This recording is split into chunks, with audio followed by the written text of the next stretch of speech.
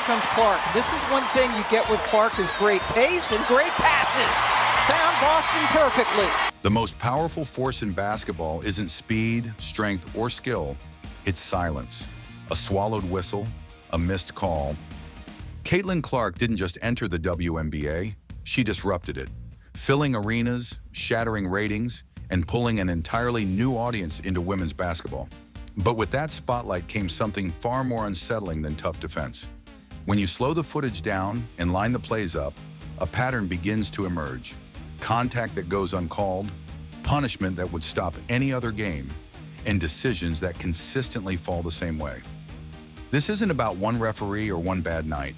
It's about what happens when the league's biggest star appears to lose the protection of the very system meant to ensure fair play and player safety.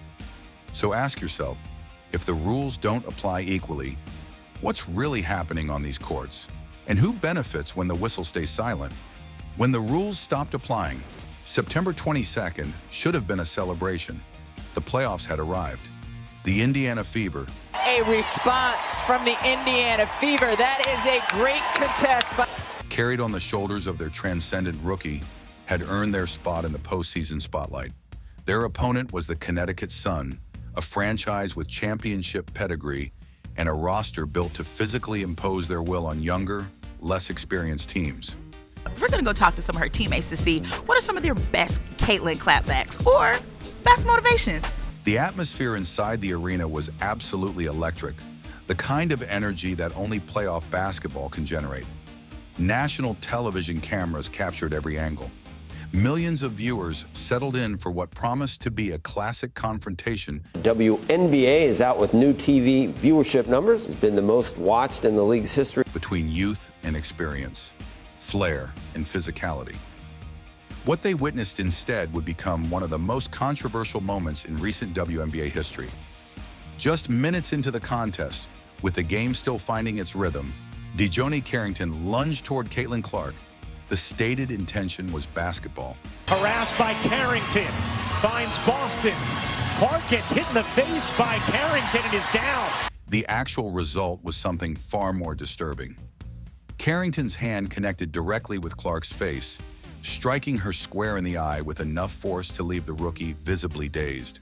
She blinked rapidly, trying to clear her vision, trying to process what had just happened to her in full view of everyone watching. Caitlin Clark is down. She caught that fingertip in the eye or right around it from Carrington. The arena fell into that particular silence that precedes collective outrage. 20,000 people waited for the whistle that had to be coming. A hit to the face isn't a judgment call. It isn't a matter of interpretation or perspective. In every basketball league on earth, at every level of competition from youth recreation to the professional ranks, contact with a player's face draws an automatic foul. Previous foul is under review. Yeah, and it looks like she was just going to cut. It doesn't look like there's any intent right there, but often it draws a flagrant foul with the severity of the penalty matching the severity of the contact. This is not complicated. This is not controversial. This is basketball officiating 101, except apparently not when the face belongs to Caitlin Clark. The referees kept their whistles silent. Play continued, and Clark, with her vision compromised and a nasty bruise already beginning to form around her orbital bone, was simply expected to carry on as if nothing had happened. She finished the first half shooting 1 for 9 from the field. Clark, how will she go for history? There it is! 1 for 9. This is a player who had been lighting up scoreboards all season, suddenly unable to find her rhythm after taking a direct hit to the eye that received zero acknowledgement from the officiating crew. Social media transformed into a wall of fury. One viewer called it the worst officiated basketball game of all time. Another labeled the refereeing an absolute embarrassment to the sport. Parents watching with their daughters, young girls who had fallen in love with basketball, specifically because of Caitlin Clark, These Seattle women's basketball fans will tell you they have Caitlin Clark fever. Found themselves trying to explain how this could possibly be allowed to happen. What message does this send? What lesson does this teach? That if you become successful enough, the rules designed to protect you will simply stop being enforced? But here's what makes this moment truly disturbing in retrospect. It wasn't an aberration, it was a preview. The eye incident was just the opening act of what would become a season-long pattern of Clark absorbing physical punishment that the officials seemed determined to ignore. Throughout that same playoff game, she was held, shoved, grabbed, and hit in ways that would have sent other superstars to the free throw line repeatedly. Well, back and forth we go. The commentators, typically diplomatic to the point of blandness, couldn't ignore what was happening in front of them. They called attention to the excessive contact, the blatant fouls that went unpunished, the growing sense that Clark was being officiated by a completely different standard than everyone else on the court. When Physicality became permission, August 28th, another matchup against Connecticut. If you're starting to notice a theme with this particular opponent, you're not alone. Alyssa Thomas is a veteran forward with a reputation for physical play. She's built her career on being tougher, more aggressive. Alyssa Thomas is a high-producing, versatile player with tenure in the league and drips of opulence. More willing to impose her will than the players she's guarding. Fair enough. That's basketball. What she did to Caitlin Clark on this night, however, transcended anything that could be described as competitive physicality. Thomas didn't just defend Clark, she bulldozed through her. The shoulder check she delivered sent the rookie crashing to the hardwood with a kind of impact that makes viewers instinctively look away. This wasn't a basketball play. This was violence dressed in a sports uniform. The broadcast captured every angle of the collision, and from every angle, the brutality was undeniable. Thomas leaned in with her shoulder, lowered her center of gravity. Stop Thomas. She kicks it out to Bonner. Pull-up jumper at the elbow, off the mark. And drove through Clark as if she were trying to separate her from the basketball and her consciousness simultaneously. The obvious call was a flagrant foul. The minimum acceptable response was a personal foul, accompanied by a stern warning about future conduct. What did the officials actually assess? A common foul, the same penalty you would receive for lightly touching someone's arm during a jump shot. The same penalty that gets called when two players accidentally bump into each other away from the ball. Here's Jones. Into Asia Wilson and an offensive foul. Thomas had just delivered what looked like an NFL hit to a player half her size, and the referees treated it like incidental contact. The reaction from fans watching at home and in the arena was volcanic. That's not basketball, one person tweeted to an audience of hundreds of thousands. Another called it exactly what it appeared to be, a cheap shot, the kind of play that would result in suspensions and fines if it happened in the men's league. But the most damning observation came from those who had been watching Clark's entire rookie season. The failure to properly penalize dangerous play wasn't just bad officiating, it was actively putting the league's most valuable player at risk of serious injury. We've seen Caitlin Clark hit the floor, but never staying down this long. 10 days earlier, on August 18th, another incident had already raised serious questions about how officials were handling physicality directed at Clark. The game was against the Seattle Storm, and the Fever had taken control in the closing minutes. Clark, feeding off the home crowd's energy, was near the Seattle bench during a timeout. She was doing what great players do, engaging with fans, keeping her competitive fire stoked, staying in the moment. What happened next came without warning or provocation. Skylar Diggins-Smith, a veteran guard with a long history in the league. To Skylar Diggins-Smith, we probably would not be in this position in the playoffs without her outstanding play all season. Stepped up behind Clark and delivered a shoulder check that forcefully pushed her out of the way. This wasn't a basketball play. The ball wasn't in play.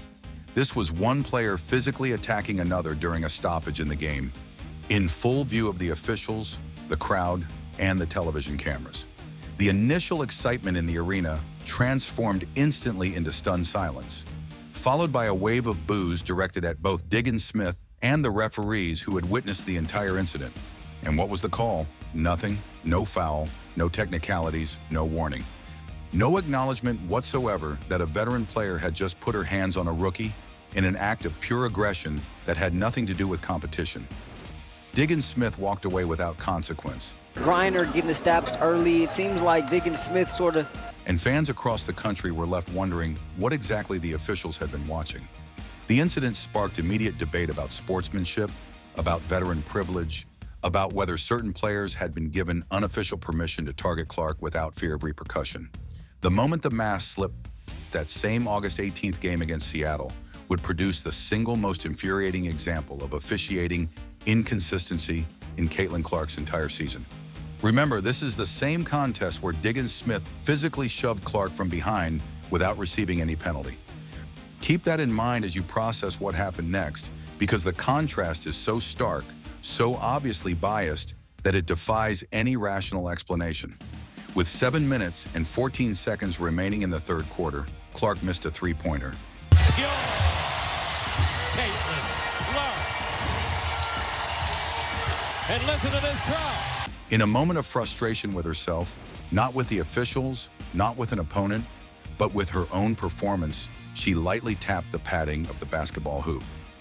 Before anyone could process what was happening, the referee's whistle pierced through the arena. Technical foul. The shockwaves from that call are still reverberating through discussions about WNBA officiating months later. Let me make sure you understand what just happened. A veteran player physically attacked Clark from behind during a dead ball. No call. Clark tapped the padding on a basketball hoop while frustrated with herself. Technical foul for being, in the referee's words, disrespectful to the game of basketball. If you're looking for evidence of a double standard, you don't need to compile statistics or analyze trends. You just need to watch this single game. 2 incidents, 2 completely opposite responses, one pattern that had become too obvious to explain away. Clark addressed the call afterward with the kind of bemused frustration that had become her default response to officiating controversies. I got a technical for basically being mad at myself because I missed the 3, and then I went and hit the backboard, and he told me it was disrespectful to the game of basketball. Those words deserve to be repeated and emphasized because they reveal something crucial about how Clark was being treated. Expressing frustration with your own performance, frustration that every competitor in every sport at every level experiences regularly, was being penalized as disrespect. Meanwhile, actually disrespectful behavior, like shoving an opponent when the ball wasn't even in play, received 0 consequence. But here's where Caitlin Clark proved exactly why she's built differently than almost any athlete in professional sports. Just pouring into my teammates every single day the best I can and building relationships with them. She didn't let the absurdity of the situation break her concentration. She didn't let the obvious injustice derail her performance. In her own words, "I think he fired me up to continue to play a lot harder. I thought we got a lot better after he did that, so I want to thank him for that." She took the technical foul and transformed it into fuel, dropping 23 points and leading the Fever to a commanding 17-point victory. The message was clear: you cannot break someone whose spirit refuses to bend. September 11th brought another collision that demanded answers the league has yet to provide. Gainbridge Fieldhouse was electric as the Fever hosted the Las Vegas Aces, one of the WNBA's most dominant franchises. The game had been a physical battle, the kind of contest where every possession felt consequential. And then in the final minute, Jackie Young's hand connected with Clark's face. A big hit there on Jackie Young, and the foul does come, and for the second time, sending the rookie stumbling backward, momentarily shaken by the force of the impact. The crowd held its collective breath. Surely this time, after everything that had happened throughout the season, the officials would respond appropriately. Surely a hit to the face in a nationally televised game would receive the flagrant foul it so obviously deserved. Common foul. That was the call. A common foul for contact to the face that had an entire arena booing in disbelief. Social media erupted once again with the same questions that had been asked all season. Why isn't she being protected? What does she have to endure before the officials step in? How many more hits is she expected to absorb? The whistle never came. Rewind to May 22nd, a night that quietly confirmed what many fans had begun to suspect. The Indiana Fever were locked in a tense first-half battle with the Seattle Storm, the score tight, the energy sharp, every possession carrying weight. Caitlin Clark, doing what she has done her entire career, attacked the moment. That's one of the things that Caitlin Clark has done really well throughout the course of those last 10 games. She drove hard toward the basket, accelerating into traffic with the intent to put her team ahead before halftime. What followed wasn't subtle. She absorbed contact at the perimeter, then another hit as she split defenders, then a third collision as she elevated toward the rim. 3 distinct moments of physicality on a single possession. Any one of them enough to justify a whistle? None came. The missed shot barely registered. What consumed the arena was disbelief, the kind that ripples outward in waves from the lower bowl to the upper deck, from the court to social media in real time. How was that not a foul?